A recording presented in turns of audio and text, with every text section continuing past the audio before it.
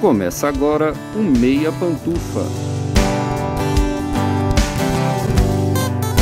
Bom dia, boa tarde, boa noite, boa madrugada, pessoal! Todo mundo com os fones de ouvido porque tá começando mais um Meia Pantufa. Toda terça às 5 da tarde no seu player favorito. Hoje não só mais um Meia Pantufa, como talvez o mais esperado Meia Pantufa de todos os tempos, que demorou só uns 3 meses pra sair. Mas aí o feed é eterno, né? Não tem problema ter demorado uns 3 meses pra sair, agora vai voltar e tá tudo certo. Eu sou o Luiz Leão e tenho aqui comigo, como sempre, de um lado meu amigo Gustavo Azevedo. Bom dia, tarde, noite, madrugada, Gusta. E aí, assistidores e assistidoras de filmes e séries. E também, como sempre, do outro lado, meu amigo Lucas Abreu. Bom dia, tarde, noite, madrugada, Lucas. E aí, galera, eu queria trazer umas palavrinhas aqui no começo do episódio. E esse episódio demorou muito a sair. Então, ó, hoje a gente vai ter popcorn, ice cream e Sinners. Demorou, mas chegou. Hoje a gente vai falar sobre um dos maiores sucessos de 2025, Pecadores, de Ryan Coogler. O filme foi um tremendo sucesso de público e crítica e ficou por várias semanas nos cinemas competindo com infinitas franquias e continuações. Estrelado por Michael B. Jordan, Pecadores buscou transformar um drama histórico em um filme de horror sobrenatural e acabou conquistando o público pelo mundo. Mas o que a gente achou de Pecadores? Será que o filme é tudo isso mesmo? O que explica o seu sucesso? E qual é o futuro do filme nos próximos meses, quando chegar às TVs? Antes de começar, você já tá seguindo a gente no seu agregador favorito? Aproveita que ainda tá começando e clica em seguir. E se tiver no YouTube, se inscreve no podcast e curte esse episódio. É rapidinho e você se torna o primeiro a saber sempre que o Meia Pantufa tiver conteúdo novo. E tem outra coisa bem importante. Se o seu agregador de podcast tem um sistema de avaliação, dá uma notinha boa aí pro Meia Pantufa. Geralmente é um sistema de estrelas logo no começo do seu feed. Basta clicar no podcast e avaliar. Quanto mais avaliações boas, mais os agregadores distribuem o Meia para as pessoas interessadas. E quando você estiver lá na meiuca do episódio, tá ouvindo, fala assim, meu Deus, mas esse aí falou uma besteira, hein? Meu Deus, mas eu não sei nem o que esse aí tá comentando, porque ele nem gostou do filme, por que ele tá fazendo review? Então, se você sentir vontade de comentar isso, fique à vontade pra comentar, tá, gente? Comenta aí no Spotify, vocês já sabem do discurso que a gente faz aqui. Comentário gera engajamento gera mais público gera mais comentário e assim vai. Esse é o nosso sistema de streamings, tá? Então, comenta aí no Spotify se tá concordando, se tá discordando, elogia, faz críticas construtivas. A gente adora conversar com vocês por todos os meios possíveis. Mas chegou a hora. Bora falar... Finalmente chegou a hora, né? Bora falar sobre Pecadores no Meia Opinião.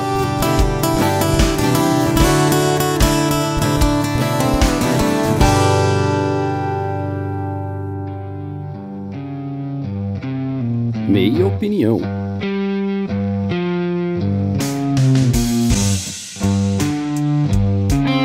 Bom, temos aqui dois gêmeos gangsters, dois Al Capones, Michael B. Jordan e Michael B. Jordan, que estão voltando à sua terra natal depois de passarem um tempinho lá em Chicago com gangsters de verdade. Estão voltando com muita moral. Eles são perigosos, eles são maus, eles são pessoas de baixa estirpe, pessoas envolvidas com violência, mas aparentemente tudo que eles querem, na verdade, é pegar uma grana que eles conseguiram, sabe-se lá como, e montar um bar de blues, abrir uma boate ali para os seus na sua cidade natal. A gente vai acompanhar a jornada desses irmãos ao longo de um dia. Que dia longo, hein, gente? Puta merda.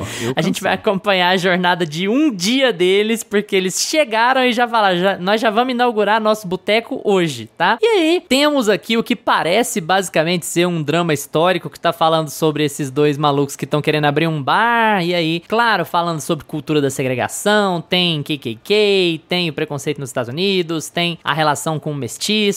Você vai vendo assim, ao tom de Ryan Coogler, então você sabe que vai ter uma ação, que vai ter uma coisa ali de um perigo e tal, mas o filme se vende como um drama histórico, assim, no começo. E aí, meu amigo, da metade pra frente, ele vira outro negócio, outra coisa, e essa é a magia de Pecadores, Sinners, que fez enorme bilheteria no mundo. Eu já tô entrando numa seara opinativa aqui, mas o que foi um alívio, né? Um filme com um roteiro original que custou 100 milhões, que dá público, que dá gente no cinema, bilheteria e vira assunto e todo mundo fala e a crítica adora e o público adora. E aí vocês vão saber o que a gente achou a partir de agora. Vou começar, como sempre, com o Gustavo Azevedo. Gusta, vamos culpar o interior do Brasil por não termos feito Pecadores antes, né, o episódio. O Lucas perdeu acesso a Pecadores com 2 semanas de prazo, então não deu pra assistir, só conseguiu assistir agora. Não vamos contar pra vocês como, mas vocês devem saber já como, né? E aí, agora a gente finalmente, com esses 2, 3 meses de atraso, a gente tá conseguindo falar sobre um filme que a gente tava se coçando pra falar desde o primeiro dia que a gente viu, né? Gusta, Pecadores, do Ryan Coogler. É engraçado que essa questão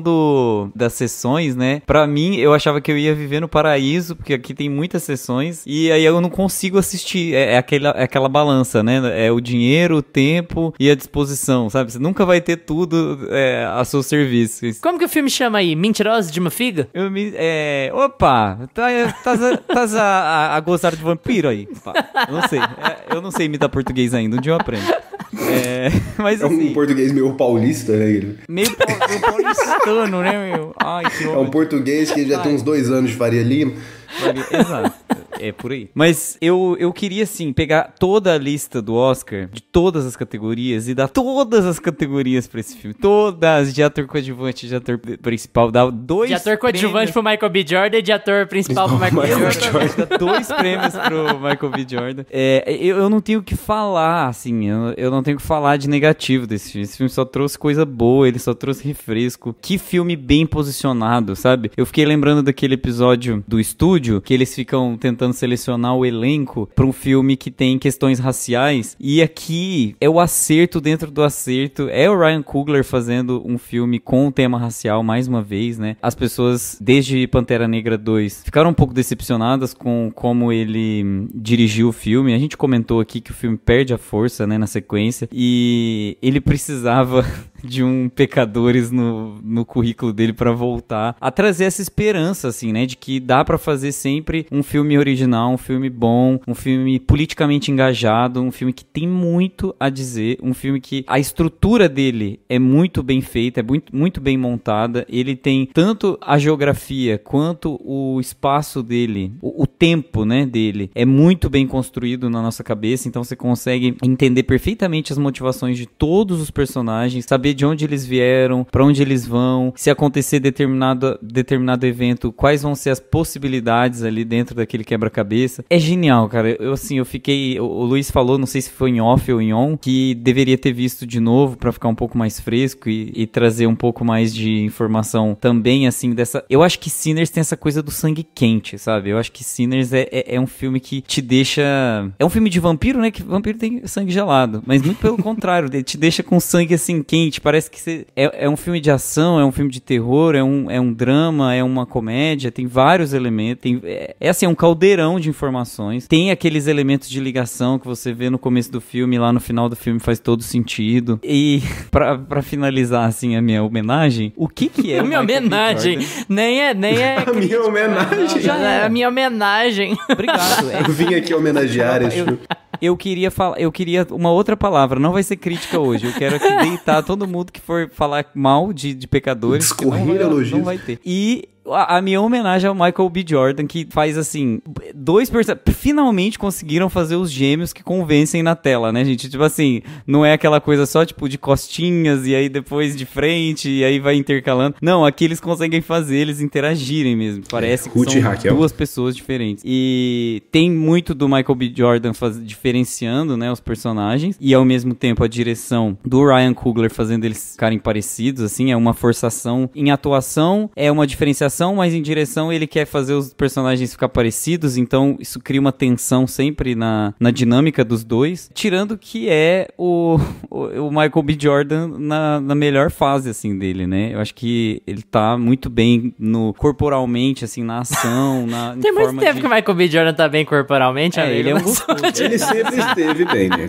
Não, ele é um gostoso, mas eu digo assim, eu acho que na performance da ação... Fisicalidade, ele tá muito... né? Não é de físico, é de fisicalidade. Exato, de mostrar que é bom na ação mesmo. Acho que ele realmente tá no auge dele. Por que isso? Porque é muito fácil um ator de ação mostrar a fisicalidade só pela ação, mas aqui ele consegue entregar a fisicalidade e o drama. Então, eu tô apaixonado nesse filme. Esse filme, definitivamente, assim, se não tiver no nosso top 3 lá no final do ano, quando a gente faz as nossas... O louco 3, hein? Não é nem o 5, não é nem o 10. Eu Pantufo acho que de vai ouro. estar lá entre o top 3. Eu coloco um pouco minha mão no fogo, viu? Pelo visto, você já votou no seu pantufo pantufa de ouro com Já vou. 8 meses de Se não gravado, tiver, né? não é culpa minha. Registrado. Se não tiver, não é culpa minha. Entendeu? É o Barbie do Gustavo desse ano. Eu amei esse filme, gente. E eu acho que também tem esse fenômeno assim. Teve o hype do filme, o filme cresceu muito, muita gente falou. Eu fui lá ver e eu fiquei com mais hype, eu fiquei mais empolgado ainda. É quase impossível isso acontecer hoje em dia. Hoje em dia, ou você comprova que o filme é bom e tipo, tá bom, é bom mesmo, cara. O Brutalista é bom mesmo, então, o cara enchendo o saco, tá bom, é um filme bom. Mas igual Sinners, que você sai do cinema com uma impressão melhor ainda do que você imaginava que você poderia ter, sabe? Até legal o Lucas ter mencionado surreal. Barbie, porque assim, o hype de Barbie era tão gigantesco que aí você assiste o filme e você fala, ok, o filme é bom. Exato. O filme é bom, né? Eu acho que com Sinners é mais do que isso. Você fala assim, o filme é bom, Você vai lá e fala, porra, Não, e pra finalizar, eu acho que eu sempre falo isso aqui, é uma coisa meio, um tropo meu, mas eu sempre falo, existem cenas que são feitas no cinema que só podem ser feitas no cinema, tá bem? Só no cinema dá pra fazer, e aqui vai ficar na sua cabeça pro resto da sua vida. Eu já sei o que você tá falando. Não tem cena mais bem feita do que essa cena em 2025. Não tem, não é possível. Eu estou pra ver alguém que consiga fazer o que o Ryan Coogler fez aqui em Sinners. Aquela cena que vocês sabem qual é. E tinha tudo pra dar tão errado, né? Tinha porque tudo o pra dar anacronismo da coisa, né? Nossa, você vai botar esse elemento aqui mesmo, nesse filme histórico dos anos 30, e não. Não, e dá muito certo. Então, assim, essa é a minha ode, tá? Muito obrigado. E próximo episódio, qual vai ser? Só pra saber. Lucas, e aí? Lucas, segue esse comentário. Comente logo depois desse comentário. Boa sorte. Não, coitado se alguém aqui não tiver gostado desse filme. Mas eu tenho um arrependimento de não ter visto esse filme no cinema, gente. Nossa senhora, que maravilha que é ver esse filme na TV. Eu fiquei só imaginando, só fiquei arrependido de não ter visto ele na telona, assim, no cinema. Porque, cara, esse filme, assim, de hype, foi uma montanha-russa de hype pra mim, assim. Porque eu não tava esperando nada desse filme, eu não tinha hype pra ele, nem nada. Beleza, tem Sinners ali, depois eu vejo, deixei passar, assim. Acho que aqui veio só dublado aí. Depois eu acabei não indo ver. Não, acho que teve uma semana de legendado. Aí eu deixei passar, que eu não dei muito moral. Depois todo mundo saiu falando benzaço do filme. Aí eu fiquei no... Falei, agora eu quero... Tô doido pra ver. Como é que faz? Triste, né? E triste aí, de ver filme tivemos que esperar sair nas... Assim, tem uma sessão legendada. Não, vou deixar pra ver semana que vem. Aí chega semana que vem, não tem mais. Aí você deixa pra ir no dia da promoção, fazendo, né, com tempo. Sim, combo namorados, né? Nossa, tipo, quarta-feira. o dia do namoro. Deu um selinho. Na quinta troca, né? Isso é sempre fato, né? Na quinta sempre troca. Não dá pra deixar pra ver filme depois na quinta. Sempre pelo menos na quarta da família ali. Exato. Mas, enfim, acabei deixando passar e esperei sair nas videolocadoras de todo o Brasil aí. E, cara... Esse filme, ele superou muito, assim, minhas expectativas. Porque aí, quando eu acabei assistindo ele, eu já tava num hype, assim, que tava todo mundo elogiando o filme. E vocês, aqui, o Luiz e o Gustavo, falando que o filme era muito bom. Doido pra gravar episódio, esse filme nunca chegava até mim. A gente chegou ao ponto de falar pra você ir ver dublado, né, Lucas? Sim, cara, era Lucas, vai ver desespero, dublado, gente, cara, só pra gente desespero. gravar o episódio. Mas, enfim, cara, que filme bom. E eu acho que esse filme, ele tem uma combinação de vários fatores, de vários elementos, assim, que funcionam muito bem. Que o Ryan Coogler, ele já é muito confortável, assim, na temática racial, né? Todos os filmes dele abordam isso, desde Fruitvale Station. Eu gosto muito do Creed dele, o primeiro é dele, né? Pantera Negra e agora... E eu tinha na minha cabeça que Infiltrado da Clã era dele. Eu acho que ele é produtor, alguma coisa assim, mas é do Spike Lee, né? Mas eu acho que tem ele no meio ali. E, enfim. Mas é uma temática que ele sempre aborda ali nos filmes dele e que aqui ele traz pra esse subgênero de filme de horror de vampiro, né? E ele usa todos os tropos, assim, de filme de horror, de filme de vampiro. Ele usa todos os elementos clássicos ali de um filme de vampiro, aquela coisa bem clichê mesmo. E, ao mesmo tempo, incorpora o filme na época, incorpora essa temática racial e coloca ele numa época muito específica ali, porque ele quer falar de Ku Klux Klan ali também. Cara, e tudo funciona, tudo orna, assim, muito bem, cara. E que delícia que é você assistir um filme original, né? Uma história original hoje em dia. Eu gosto até, eu acho que um dos fatores que me faz gostar muito de Trap, do Shyamalan, é muito isso também, cara, sabe? Você tem uma história original, o cara sentou aqui, escreveu isso e lançou... Cara, pra mim já ganhou meu coração. A gente tá se contentando com tão pouco, né? O cara sentou aqui e escreveu uma história. Nossa, que bom. Tô feliz. Que bom, ele só virou cinema, mano. Ai, meu Deus. Pra você ver o ponto que chegamos. Mas Cine está anos luz também. E, cara, o Gustavo mencionou uma cena aí que ele não quis entregar agora, e essa cena era uma coisa tão fácil de ficar brega, era tão fácil de passar do ponto, assim, era uma linha tão tênue, e funciona tão bem na tela, funciona assim que, cara, o filme ele vai pra outra pegada, pra outro lugar, assim, quando essa cena acontece, e dá um dinamismo, assim, pro filme. É uma coisa que... Essa cena eu acho que é uma coisa que só por ela valia a pena ver o filme no cinema. E o Michael B. Jordan tá muito... Cara, eu vi um trocadilho muito bom, cara, que eu vou ter que falar aqui. A pessoa comentou em algum lugar que eu tava vendo sobre o filme. Até que, enfim, eu só vejo filmes com o Michael B. Jordan, escalaram o Michael A. Jordan. Nossa, mano. Cara, eu ri tanto dessa bobajada. Obrigado. Ai, que bosta. Enfim. Cara, e ele tá muito bem, né? O Ryan Coogler filma muito bem as cenas que estão os dois irmãos ali. A gente tem algumas diferenças de detalhe ali na roupa de cada um e na personalidade de cada um, que eu acho que ele consegue, o próprio Michael B. Jordan consegue incorporar muito bem essa questão da personalidade dos dois. Você sabe muito bem quem tá em tela. Os gêmeos, eles aparecem assim muito juntos e de repente eles começam a intercalar, aparecer separados, e você sabe, claro, pelo menos eu tive essa percepção, você sabe claramente quem é quem em cada cena ali, você não fica fazendo confusão. Até quando ele tá sem o chapéuzinho de cada cor, que é pra diferenciar cada um. Enfim, cara, mas eu acho que todos esses elementos que ele consegue juntar aqui, tanto essa coisa do filme de época, de trazer alguns elementos de um filme pipoca mesmo, de um filme mais pipoca, de trazer esses elementos de ação, elementos de horror, e incorporar isso pra conversar com essa temática racial. Eu acho que tudo casou muito bem aqui nesse filme. E é um filme, assim, pra você, apesar de ele ter essa pegada de vampiro e tudo, mas eu acho que é um filme que ele acaba sendo bem no caminho de um filme pipoca mesmo, assim, um filme pra todo mundo. Toma cuidado com essa afirmação aí pra todo mundo, que também tem uns... não é um Saltburn, hoje em dia né? nada é pra todo mundo, né? Mas deu pra entender o que é. Não, deu pra entender. Não é um Saltburn, que o Gustavo saiu recomendando pra pessoas de família feita. Falou pra amiga assistir com a sogra. Pra família, né? Não, eu não falei nada. Eu indiquei o filme e a pessoa decidiu chamar as pessoas, não viu o trailer. Não, também não é por aí. Ao invés de não indicar esse filme pra ninguém, indicou pra assistir em família.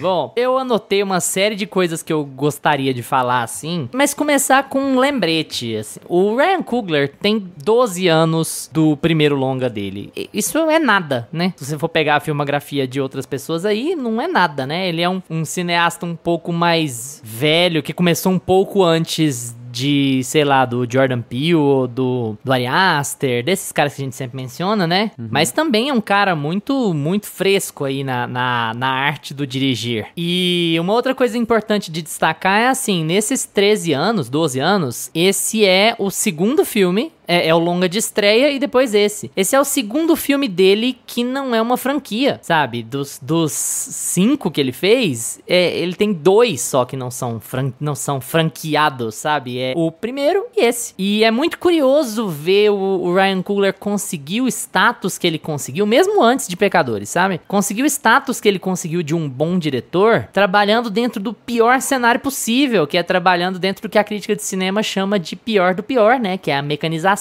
do cinema, que é o cinema propaganda, que é o cinema pra vender boneco. E é muito louco você ver o Ryan Coogler ser esse cara que ganha notoriedade a partir do cinema de vender boneco, que assim, ele entra no panteão aí de Hollywood com o Pantera Negra, né? Que é um filme da Marvel que quebra a barreira do Oscar. Mas a gente sabe por quais motivos também, né? É o Oscar, beleza, pessoas pretas, amo, até tem amigos que são, olha, vamos colocar aqui o filme pra gente dizer que a gente se importa. Como o Oscar faz todo ano, né? Mas é engraçado o Ryan Coogler ganhar notoriedade com um filme de boneco e fazer uma proposta tão diferente aqui do filme de boneco, sabe? E aqui a gente tem que separar também, o Lucas falou muito em filme pipoca, o filme não pode ser filme de boneco ou, muitas aspas, filme de arte. Existe um universo entre o filme indie inacessível e o blockbuster da Disney, sabe? Existe um universo aí. E filmes como Pecadores acabam provando isso. Porque quando eu penso no Ryan Coogler, é muito engraçado. Porque com Pecadores, pensar no Ryan Coogler me lembra do Scorsese. E o que eu quero dizer aí? O Scorsese é um cara absurdamente apaixonado por cinema, um cara que tem referências pra tudo quanto é lado. Ele é apaixonado em cinema italiano, ele é apaixonado em cinema francês, ele é um estudioso, um amante do cinema. E você nunca vai pegar um filme do Scorsese e falar assim, cara, esse filme aqui é inacessível. Esse filme aqui é um filme, sabe, do Tarkovsky, que as pessoas estão só andando pelo Prado e conversando. O Scorsese não é assim. O Scorsese é um cara elétrico, de filmes muito agitados e muito violentos, e filme de ação, e filme de comédia, e muito rápidos, e que sempre trouxeram muito público pra ele. Então ele não é... Hoje em dia quem vende ele como um cara de filme de arte é porque, sei lá, a gente nivelou muito por baixo o que é cinema por conta do que a Disney fez com a indústria. Mas é engraçado como o Pecadores me lembra muito o Scorsese, sabe? Porque ele é um filme claramente vendável, ele é um filme claramente de encher sala de cinema como ele encheu. Ele é um filme que entretém muito bem, ele é um filme muito ágil, ele é um filme que pega muito na ação, ele é um filme que te investe muito na história. Esse quê sobrenatural dele dá uma aura pro filme inteiro, sabe? Do primeiro ao último minuto, mesmo quando você tá acompanhando essa espécie de drama histórico, você sabe que tem coisa por vir,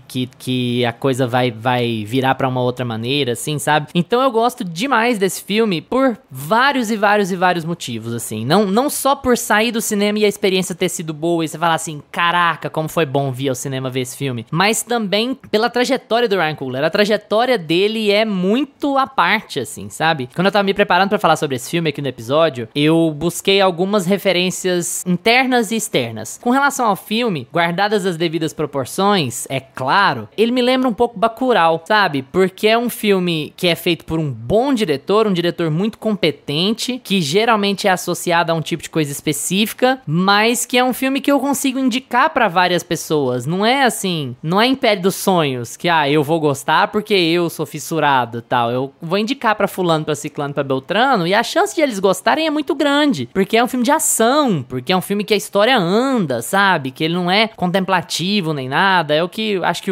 é mais ou menos o que o Lucas tá chamando como filme pipoca, né? Ele tem muito esse caráter, mas o Ryan Coogler tá entre as pouquíssimas pessoas, talvez hoje eu consiga lembrar do Jordan Peele, assim, de cabeça, que consegue navegar muito bem nessa linha do filme que entretém, mas que é bem feito. O filme não precisa ser mal feito pra entreter. Uma coisa não tem a ver com a outra. E as pessoas gostam de agir hoje em dia, por causa da Marvel, como se uma coisa fosse ligada à outra. Não é. Tem muito filme pipoca bem feito pra caramba por aí, e ao longo das décadas, e esse é mais um deles, assim, cara. Como é um filme engajante, como é um filme envolvente. E eu comparei aqui com Bacurau nesse sentido de ser um filme que poderia não ser recomendável, porque ele foge de certos padrões, mas ele acaba sendo. Mas eu queria também comparar Ryan Coogler com os irmãos Russo. Olha o que acontece com os irmãos Russo quando eles saem do guarda-chuva da Disney. Olha o que eles conseguem produzir fora do guarda-chuva da Disney, e olha o que o Ryan Coogler consegue produzir fora do guarda-chuva da Disney. Parece que eu não tô falando da mesma profissão, sabe? Parece que eu tô falando de maçãs e laranjas. Se eu comparar o que os irmãos Russo conseguem entregar de história, de produção, de adaptação, que ser... Aqui não tem adaptação, que o meu é original. Mas como eles entregam um roteiro e uma direção, e como o Ryan Coogler entrega um roteiro e uma direção. Sendo que a notoriedade desses caras veio do mesmo lugar, veio do mesmo estúdio, adaptando o mesmo tipo de material. É assim, é gritante. Parece que essas pessoas não têm a mesma profissão. E eu acho que isso tudo, no externo e no interno, conta muitos pontos pro filme. Não é só pelo filme, mas o entorno do filme é muito massa, cara. O Ryan Coogler assinou um contrato que daqui a 25 anos o filme é dele. Então o cara não só fez o filme, como ele assinou um contrato favorável a ele no estúdio e que valoriza o próprio trabalho. O cara fala assim, cara, eu tenho tanta certeza da qualidade do que eu fiz aqui, que eu pago pra ver que daqui a 25 anos esse filme ainda vai ser relevante, esse filme ainda vai botar dinheiro no meu bolso, as pessoas ainda vão lembrar dele com carinho, ele ainda vai estar aí nas plataformas, ou vai voltar à exibição no cinema, ou a gente vai fazer edições comemorativas em Blu-ray de 20, de 10, de 15 anos desse filme. Cara, o cara consegue apostar no próprio trabalho a esse nível, de fechar um contrato que a gente... Vocês lembram de ouvir falar alguma vez disso? Que algum diretor conseguiu isso de um estúdio? Ou que algum diretor quis isso de um estúdio? Ou que enxergou que isso era uma coisa viável de um estúdio? Então, assim, tudo no filme dá certo. Até o ambiente externo dele funciona. É muito admirável, é muito impressionante. Eu não consigo, inclusive, desvincular a experiência de cinema dele com o entorno. E isso me deixa muito feliz, sabe? Me deixa muito coraçõezinhos, porque, cara, Absolute Cinema. É então, isso. Quando a gente fala sobre Absolute Cinema, é isso, cara. É tudo o que aconteceu. assistindo. Eu não vou dizer que o filme não vai quebrar algumas expectativas, eu acho que vai, eu acho que tem algumas coisas que a gente pode debater sobre significado, por exemplo, me incomodou um pouco quando eu saí do cinema a última cena, não, a pré-créditos no caso, né, a última cena que é tipo assim, aquele showdown a lá Tarantino, eu fiquei assim, cara, mas por quê? Eu fiquei um pouco incomodado com aquilo quando eu saí do cinema. Refletindo sobre isso depois, eu construí uma outra opinião, eu acho que a gente pode falar um pouco mais sobre esse final mais pra frente, eu quero que vocês debatam, que a gente debata os nossos comentários iniciais antes. Mas assim, ele cresceu, eu saí do cinema feliz e ele cresceu, na minha opinião, ao longo dessas semanas. É isso que me impressiona muito, sabe? Porque geralmente, o Gusto falou em sangue quente, geralmente quando o sangue esfria, a gente começa a ver as coisas com mais racionalidade. E eu adorei esse filme. Não é, cara, eu acho que esse filme é pra ver com sangue quente, é pra ficar quente o sangue.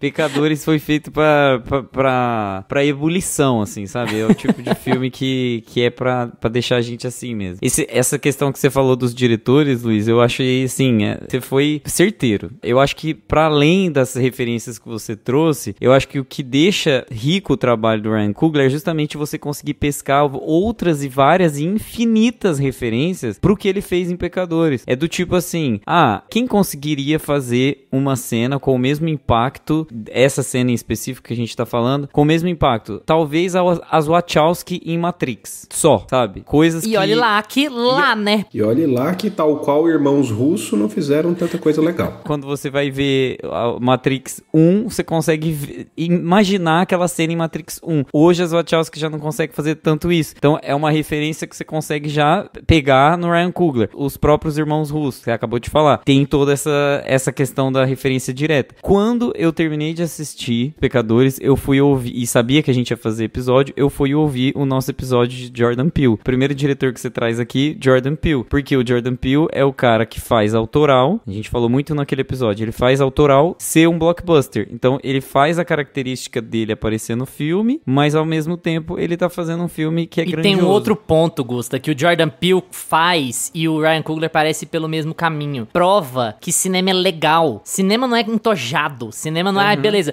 Não é porque eu gosto de Nouvelle Vague que o Nouvelle Vague precisa ser inacessível. Aí o cara consegue virar e falar assim, cara, isso aqui é Nouvelle Vague, olha aqui. Isso aqui que eu pus no meu filme, isso aqui é uma referência de 60 anos atrás. É massa, é legal, cinema é isso. Venha ao cinema, venha estudar cinema, venha saber mais sobre cinema, porque cinema é descolado, cinema é legal pra caralho. O Jordan Peele e o Ryan Coogler têm essa mesma percepção sobre o que é cinema, sabe? O Ryan Coogler menciona Gato de Botas 2 como uma referência pra esse filme dele, e eu tenho certeza que ele tem várias referências de diretores antiquíssimos que ele colocou no texto dele também. É isso, é essa amálgama, sabe? E me lembrou também muito Mike Flanagan lá na Missa da Meia-Noite, só que com energia, né? Com vontade de viver. Porque se a Missa da Meia-Noite é bom, amigo. É boa, mas ela é paradíssima, né? Ela é uma série contemplativa. Ela tem uma pegada um pouco mais sobre... Você entra mais na cabeça dos personagens. É uma série que tem muito... É de vampiro também. Spoiler! Mas ela ao mesmo... já foi, né? Também não é pra tanto. Mas é uma série que traz essas questões o plot principal ali é sobre vampiros também, só que ela tem essa energia um pouco mais lentinha, né? E aqui tá bom que é uma série, né? Tem mais tempo pra fazer isso, mas aqui em Pecadores eu sinto que é um filme que tem mais energia, ele é um filme que não para, ele é um filme que sempre questiona os limites da humanidade, pra onde é que os personagens estão, qual é a zona cinzenta que os personagens estão caminhando, né? Quem é o verdadeiro inimigo, quando você tenta conversar com o seu inimigo, o que ele pode fazer contra você. São várias questões que são levantadas aqui, assim, que são tipicamente questionadas quando você tá falando de temática de vampiro, e muito bem executadas, sabe? A diferença que você sai do cinema daqui, um filme de vampiro, pop, né? E você sai lá de Nosferatu, um filme que era pra ser o cânone do vampiro, né? Da década, assim, é o marco do vampiro. Não tem a mesma vontade, não tem a mesma força de se contar a história. Eu acho que o que o Ryan Coogler ganha aqui é isso. Como ele tem muita vontade de fazer cinema, o Luiz acabou de falar que ele não tem medo de mostrar que cinema é legal, o filme fica 1000 vezes mais interessante. A história do filme é extremamente simples. É uma história... não é qualquer pessoa que escreveria, porque tem as subtramas, mas se você pegar o plano principal das personagens principais, não tem segredo. É uma história que não tem segredo. A impressão que passa é que Nosferatu é muito sobre o Eggers, e Pecadores não é tanto tanto sobre o Ryan. É mais sobre ele em si mesmo, sabe? Ele com um fim em si mesmo. E Nosferatu é muito sobre o Eggers. Eu preciso ter um filme que tem essa minha cara, desse meu jeito. E o Ryan Coogler parece um pouco mais livre disso, assim, né? Até ele tem uma conexão muito maior com a ação, né? É difícil comparar alhos e bugalhos, mas é porque você tá falando de 2 filmes de vampiro que saíram recentemente, né? Exato. E que se mostraram ser os grandes, né? O game changing, assim, de vampiro. Mas eu fico aqui com Os Pecadores, apesar de ser muito fã de Nosferatu também, assim, da parte visual de Nosferatu. Mas sim, acho que não tem muita comparação. É mais no quesito de, assim, diretores ascendentes, né? Porque a gente traz muito aqui o Jordan Peele, por exemplo. E o Jordan Peele tem essa questão... Eu acho que o Jordan Peele é o que mais se assemelha por causa da questão temática, que sempre traz a questão racial como o foco da história. Aqui o Ryan Coogler também traz a questão racial como foco da história. Ela sempre é o foco. O vampiro, o monstro, a monstruosidade, os vilões, eles são sempre pano de fundo. É sempre pra mostrar qual é o tema central dele. A vilania do ser humano, o racismo estrutural. E o Jordan Peele também faz isso. É muito bom, porque eles se utilizam de uma estrutura política, de acontecimentos mais práticos pra poder fazer o cinema deles, né? E aí as histórias, elas circulam esse... É quase um sentimento. Eles fazem as histórias em cima de um sentimento, de uma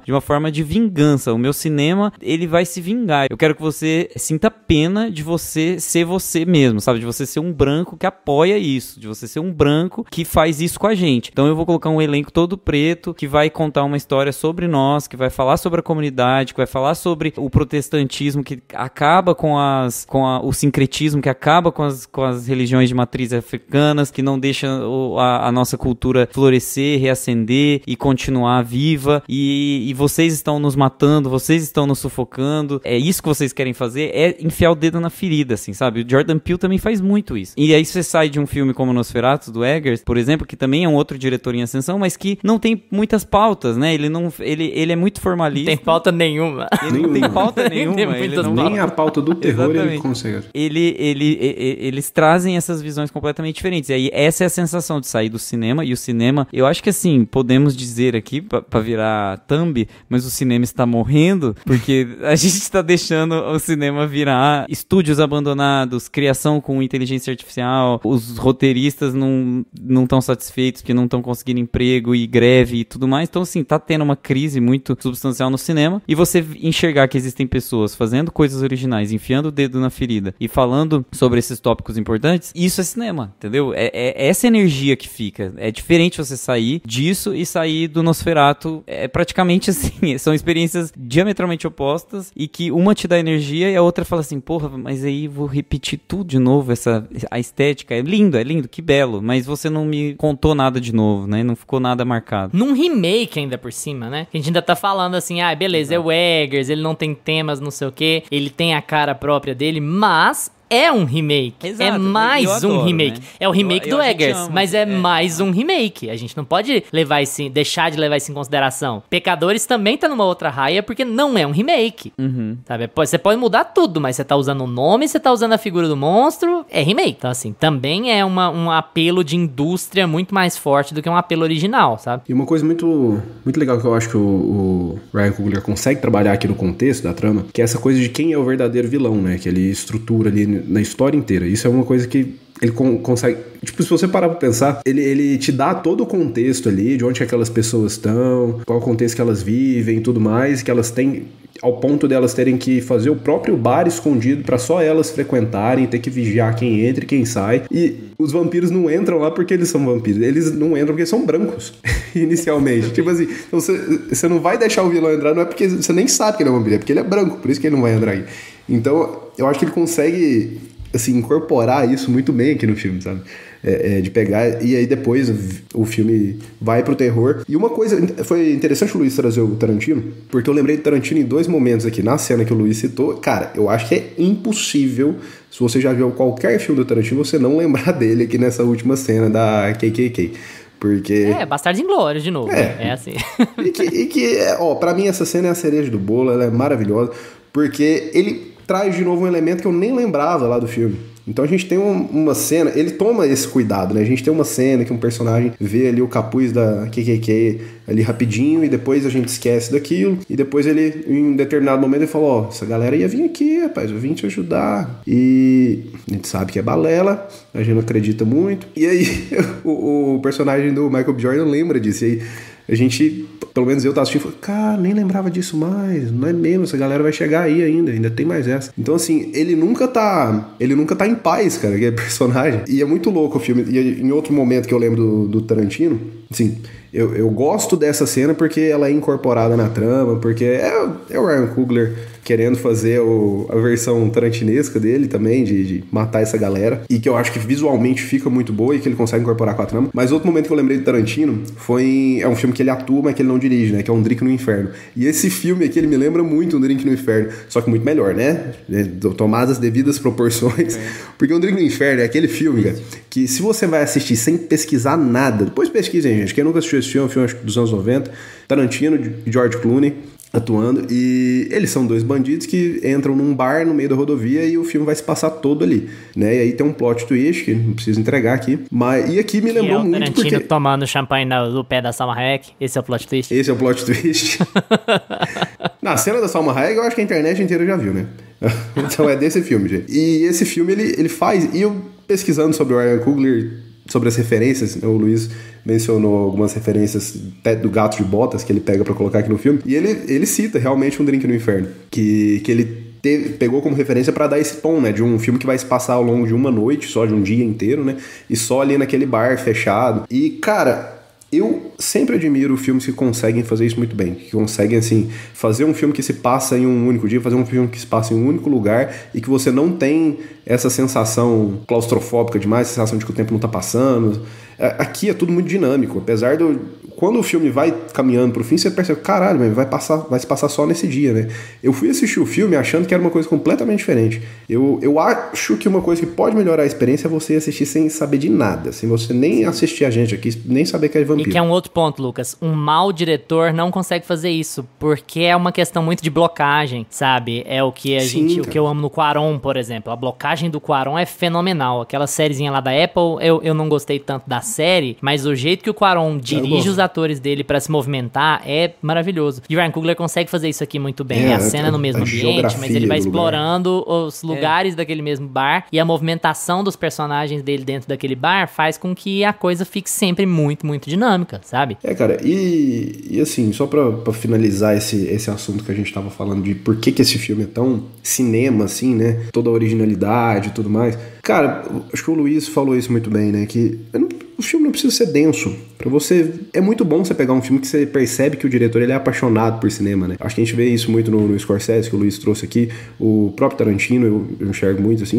Ele é assim, né? Ele é um apaixonado por cinema, que gosta sempre de trazer várias referências pros filmes dele. E o Ryan Coogler, eu acho que ele tá caminhando pra se tornar esse tipo de diretor também, cara. Porque a gente... E talvez se eu puder caracterizar assim, mas o estilo de direção que eu mais gosto, assim, cara, que é o cara que você vê que ele realmente é apaixonado naquilo, ele queria fazer aquilo, ele só quer contar uma história fechada e ele quer trazer várias referências porque ele é apaixonado por aquilo, porque ele quer trazer várias épocas diferentes do cinema pra incorporar num estilo próprio ali.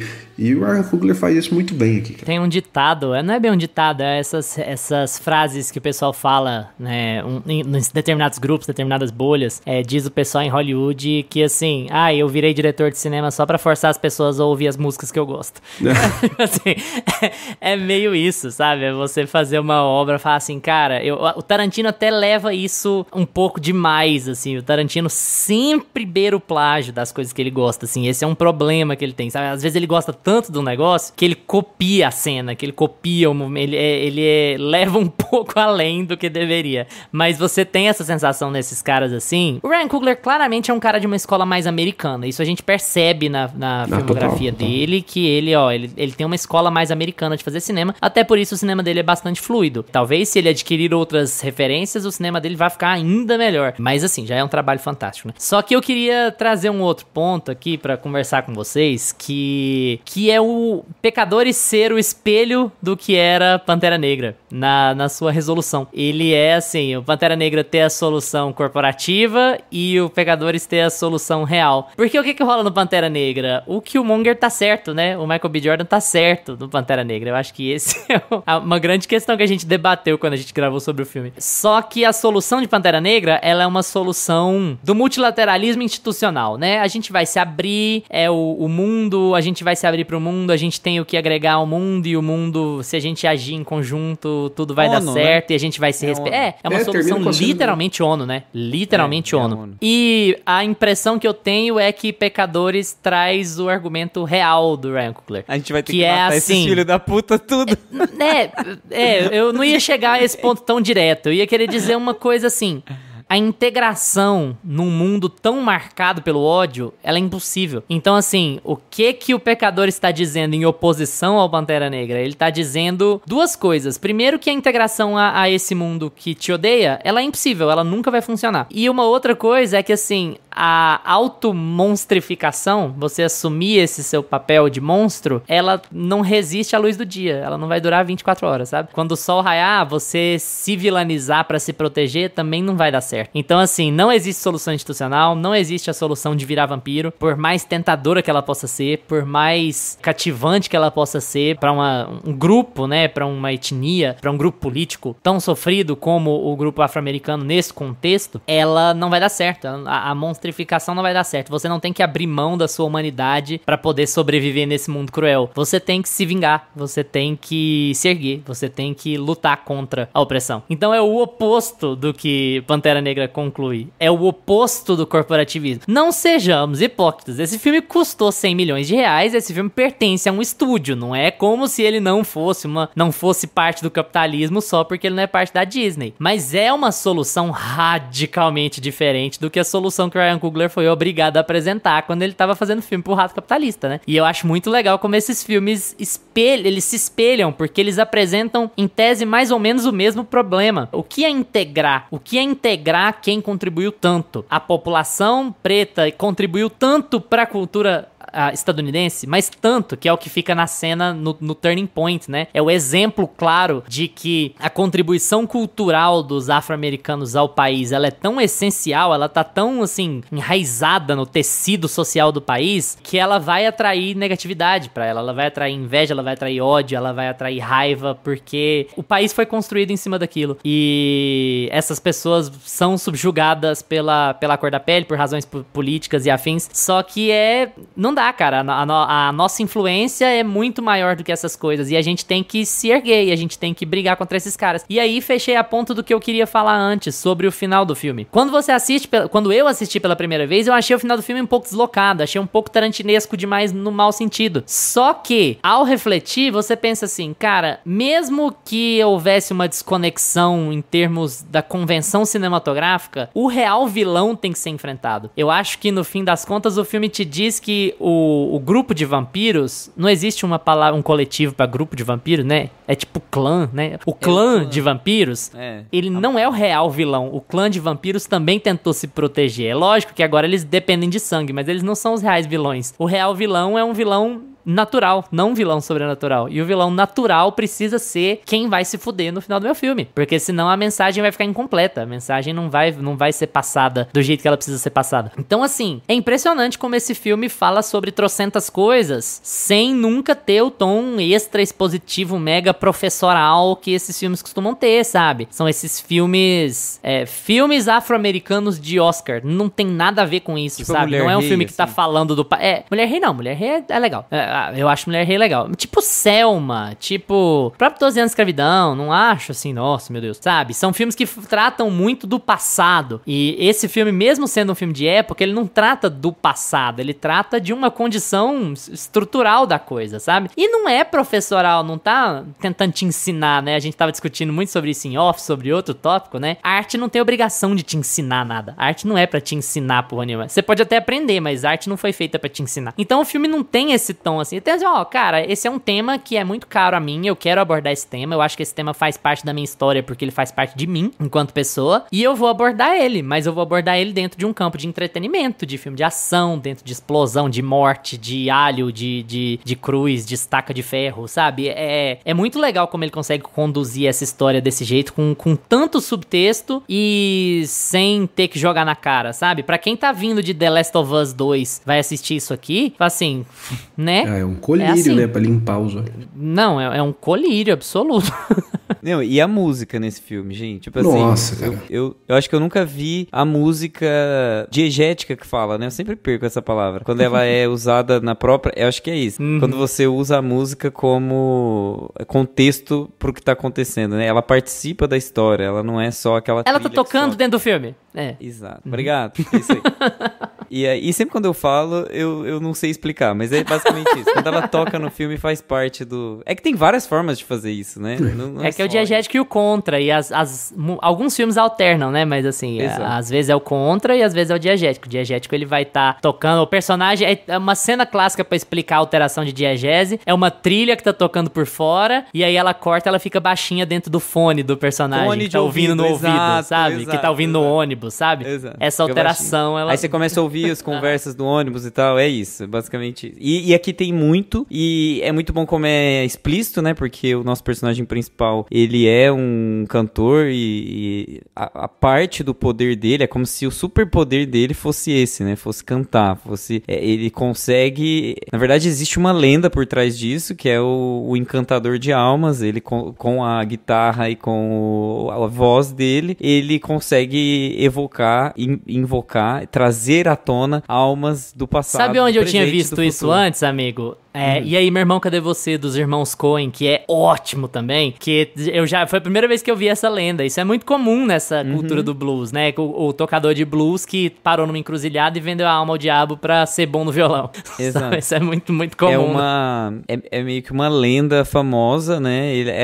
Ela existe, inclusive, em várias culturas. E isso torna o principal, assim, conflito do filme. Porque o conflito do personagem ele precisa... A primeira cena é um violão quebrado, sujo de sangue, né? Então a música mata. Esse é a música preta mata, né? Um preto com a diversão, quando ele não tá trabalhando, ou quando ele não está com Deus, ele mata. E aquilo ele traz problemas pra ele. Então já tem uma semiótica muito foda, assim, com relação à música. E aí ele traz o personagem principal pra se desafiar dentro dessa nova vida que ele vai ter, né? Musical. Ele vai abdicar da igreja, da família, de tudo mais. Ele vai vender a alma, como o Luiz acabou de falar, pra música, pro bar, pra vida noturna, pra diversão, né? Que é o oposto do que era ensinado ao homem preto, que era o trabalho, a doutrinação, a disciplina, o corpo educado. Ele não podia ensinado, né? Forçado, né? De cima pra baixo. Exato. Então ele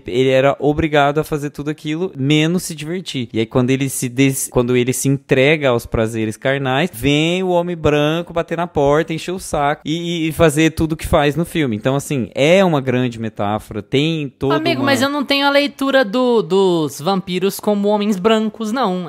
Eu acho que é uma outra coisa. É um outro grupo de imigrantes que sofre, porque são os irlandeses. O que é muito legal aqui é que ele faz esse paralelo de dizer que, ó, é lógico que eu tô contando uma história preta, é quem eu sou, é onde eu cresci, é a minha comunidade, mas os Estados Unidos também foram forjados por outros grupos de imigrantes que são igualmente fudidos. Tanto é que esse grupo de irlandeses, ele não tá fazendo uma crítica à música deles lá, por exemplo. Inclusive, tem uma cena muito legal da música deles, que é assim, do caralho, sabe? Muito boa. Ele tá também dando essa mensagem de que, cara, esse é o tecido social desse país. São pessoas que são destruídas por uma branquitude que quer dar os frutos do nosso trabalho. Só que esse grupo de irlandeses, ele escolhe a assimilação, é a integração. Falando em brutalista, é o cara que muda o sobrenome. É o cara que é integrado porque ele tem certas características que podem fazer ele passar por um branco. O que não vai acontecer com os protagonistas do filme. E aí ele se utiliza da música pra poder contar a história dele, e eu acho que em todos os momentos em que aquele violãozinho começa a tocar, é o auge do filme. Todos os momentos em que Todos os momentos do filme são o auge do filme. Todos os momentos são auge. Aquele menino abre a boca e, assim, é bizarro, é muito... é hipnótico. Todas as músicas, todos os momentos musicais do filme eu amei. Eu achei muito bem feito, muito bem Lucas, vamos alugar um cinema pro seu aniversário, Lucas? E vamos passar Sinners no cinema pra você ver.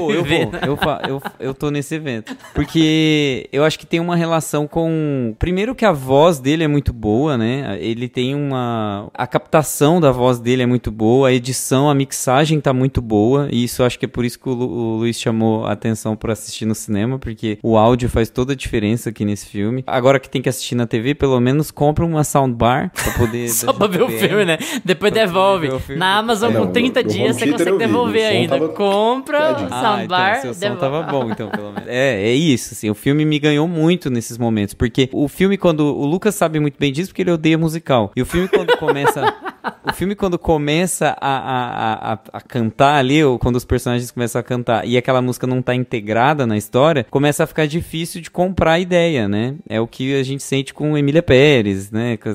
Wicked, que o Lucas... A gente falou junto aqui sobre esses filmes que o Lucas não consegue assimilar, por exemplo, o espectador. Em geral, as pessoas não se dão muito bem com musical. Musical é um nicho, né, gente? Vamos bem combinar e tá tudo bem também. É um nicho. As pessoas não se dão muito bem com musical porque é falar, ninguém começa a cantar do nada. E aqui, as pessoas cantam do nada e tem um propósito. Tá tudo integrado. Então, até nisso, até na forma com que ele trabalha a musicalidade, acho que funciona muito bem também. Porque enquanto tem alguém cantando, tem alguma coisa acontecendo. E são vários momentos musicais, não é um ou outro, não. O próprio momento do folk é genial, porque tem uma coisa muito importante acontecendo ali por trás, e a musiquinha é tipo Simon & Garfunkel, sabe? Uma coisa assim, um folk bobo, uma coisa... Nossa! Assim, parece que amigo, não vai ofender fala mal ninguém. de folk, não, amigo. Dá vontade... Tá marcado. eu ia falar. Falou mal demais de folk, é verdade. A hora que aquela lá toca, você dá graças a Deus de existir um Bob Dylan. Dá vontade de aparecer um Bob Dylan dando uma guitarrada na cabeça daqui a pouco. Se o Timothée Chalamet tivesse virado um vampiro lá no Completo Desconhecido, o filme ia ser muito mais interessante, né? Nossa, agora é pra esse lado que a gente quer ir, né? Exatamente. É pra esse lado que a gente quer ir. Cara, mas eles incorporam o blues muito bem nesse filme aqui, cara. Foi até bom esse exemplo que você deu de musical, que eu vi um comentário que falava bem assim, plot twist 1 desse filme. Tem um musical dentro do filme, plot twist 2. Isso foi um elogio. Cara, funciona muito bem, cara. Porque assim, desde o começo, né, o Gusta falou sobre a primeira cena, né, que é o moleque entrando na igreja com aquele violão ensanguentado, todo quebrado, e aí a gente retorna pra descobrir o que aconteceu com ele. Então, logo de cara ele já dá esse tom, né, que o filme, o blues vai fazer parte do filme, a música vai fazer parte do filme. E até onde isso leva o personagem, como eles vão incorporando isso na trama. Cara, a cena que a gente falou aqui, que a cena que facilmente ficaria brega, que conversa com várias linhas temporais, tem necessidade de a gente escrever essa cena aqui, porque não deixa só a pessoa ver. Porque, cara, como ele consegue incorporar aquilo ali no filme, eu não consigo nem achar palavras assim pra descrever direito. Porque é uma música que vai crescendo e que tá acontecendo de verdade ali no filme, mas não são todos os personagens. A gente tá tendo uma visão que só um personagem específico tá tendo, que às vezes ele nem tá tendo, mas que tá acontecendo ao redor dele, que ninguém consegue visualizar aquilo, sabe? Meio que vai virando uma coisa transcendental, que é muito louco, que leva o filme pra outra atmosfera, assim. E alguns personagens de fora conseguem ver aquilo e conversa muito com uma coisa ancestral e até um folclore ali daquela cultura. E eu gosto pra onde a gente tem um personagem, eu esqueço o nome dele, cara, que é o primo que toca, o menino que é o primo do Michael B. Jordan. Do The Bear, o primo. Miles Keaton. Ele é o primo. Não lembro o nome dele também, não. Miles Keaton. Enfim, Semi. Eu gosto muito do final dele, cara, de onde ele vai parar, ele conseguir sair dali e tudo, porque o Ryan Coogler, ele dá isso pra esse personagem, né? Aqui no meu filme nós vamos vencer, e apesar de tudo isso aqui ter acontecido, ele fala que foi o melhor dia da vida dele até tudo acontecer, porque ele teve um momento onde ele se sentiu livre de verdade, né? Então ele amarra o filme no finalzinho, que ele tá falando isso o filme inteiro, ele tá falando sobre liberdade, né? Sobre eles tentarem ser livres de verdade. Os próprios gêmeos falam isso, repetem isso no filme várias vezes, né? Eles tentaram ir para vários lugares do mundo para tentar ser livres, mas eles nunca conseguiam ser livres de verdade, e eles voltam para tentar criar o próprio lugar deles dentro da comunidade onde eles foram criados. E a gente tem esse personagem que lá no final eu gosto muito dessa fala dele, né, que dá essa linkada ali, né, porque amarra muito assim tudo que o Ryan Coogler quer falar daquela comunidade específica ali e na temática geral ali do filme. Ao mesmo tempo que ele dá um final feliz, né, pro personagem. Vou falar que ter cena pós-créditos não me incomoda? Não vou, me incomoda um pouco. Mas é uma cena tão legal, né? Ah, é boa, é legal. Pelo legal. menos assim, dentro de um... Mas me deu uma preocupaçãozinha, porque a hora que ele entra eu falei, não é possível, vai deixar uma continuação aqui. Não. Vai criar o universo. Não pareceu, pelo menos não pareceu que foi isso. Não. Mas eu, assim, deu 2 segundinhos na minha cabeça e eu falei, mas não. Com os bons resultados de bilheteria, né? Agora tem que ver o estúdio. Anos de domínio, né? Ô, Ryanzinho, chega aí. Vamos, o que você acha, hein? Pecadores 2, o pecado agora é outro. Vamos lá, o que você acha? Existe um risco. E assim, eu queria falar uma outra coisa. A gente passou por cima disso, mais ou menos assim, mas eu queria focar nisso, que é assim, o meu lado crítico, ele fica muito feliz com essa ideia de um filme original fazer o sucesso de público que fez. Isso também foi muito alçado por, não sei se um marketing voluntário, mas um marketing de grandes figuras de Hollywood elogiando o filme quando o filme tava ali nos seus primeiros dias, sabe? Eu lembro particularmente do Ben Stiller comprando a briga, porque a Variety fez uma manchete pavorosa falando que o filme consegue 100 milhões, mas está longe de quebrar a barreira de se pagar. E o Ben Stiller ficou puto e falou assim, como assim? O filme faz 100 milhões na semana de estreia e vocês estão fazendo essa manchete como se fosse uma coisa negativa? Vocês estão de sacanagem, né? E você pega um cara desse tamanho, né? E eu acho que isso movimentou os colegas a elogiarem o filme em grupo, sabe? Apareceu um monte de ator, de diretor e o caramba falando, gente, olha, pecadores. E acho que isso impulsionou bastante o filme nas semanas seguintes. Digo involuntário porque com essa galera a gente nunca sabe, né? Pra ter recebido um dinheiro do estúdio pra elogiar o filme também não custava nada. Mas pareceu orgânico. E assim, a gente vê um filme, falando desse lado crítico, né? Você vê um filme original que faz essa quantidade de dinheiro, que é tão bem recebido pelo espectador casual e pela crítica, e que você sai do cinema tão feliz e que é uma experiência de cinema mesmo, aquela coisa James Cameronesca, né? De tipo, vá ver no cinema porque em casa não é a mesma coisa, o cinema é o lugar de você ir assistir e tal. Aquece muito o coração nessa época em que, sabe, no momento tem Premonição 6, tem live action de Lilo e Stitch em cartaz, tem o spin-off de John Wick. Não tô falando que são filmes ruins necessariamente, mas tô falando de aonde a indústria do entretenimento tá investindo a sua grana, né, e o marketing e o seu foco total, assim. Você esqueceu de citar Missão Impossível e Karate Kid.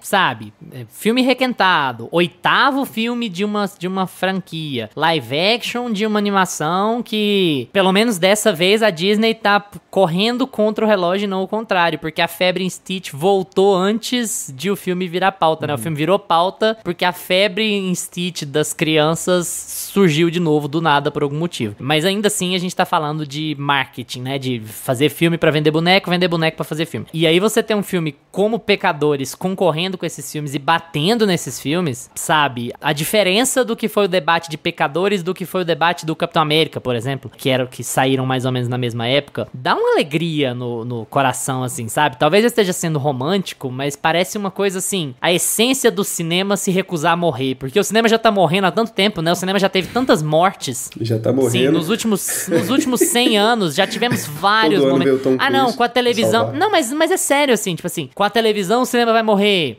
E com VHS o cinema vai morrer.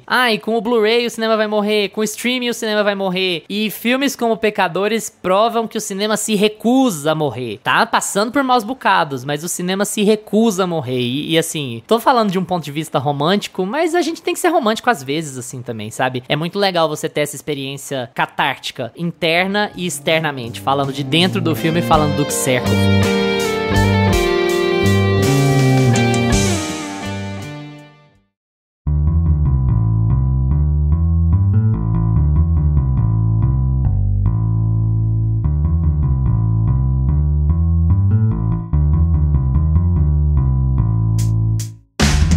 E agora com vocês, já assistiram Pecadores? Gostaram? Não assistiram, mas ficaram interessados? Então vamos estender essa conversa no Instagram, @meiapantufa, que a gente responde tudo que aparece por lá. E se estiver ouvindo a gente no Spotify, deixa seu comentário aí também. A gente sempre gosta de saber o que vocês estão achando dos episódios. Valeu pela atenção de vocês. Tchau, Gusta. Tchau. Tchau, Lucas. Tchau, galera. Lembre-se de seguir a gente no seu agregador de podcasts preferido, seja ele Spotify, Apple for Podcasts, Deezer, Amazon Music, YouTube. Terça-feira que vem a gente tá de volta com mais Meia Pantufa pra vocês. Tchau.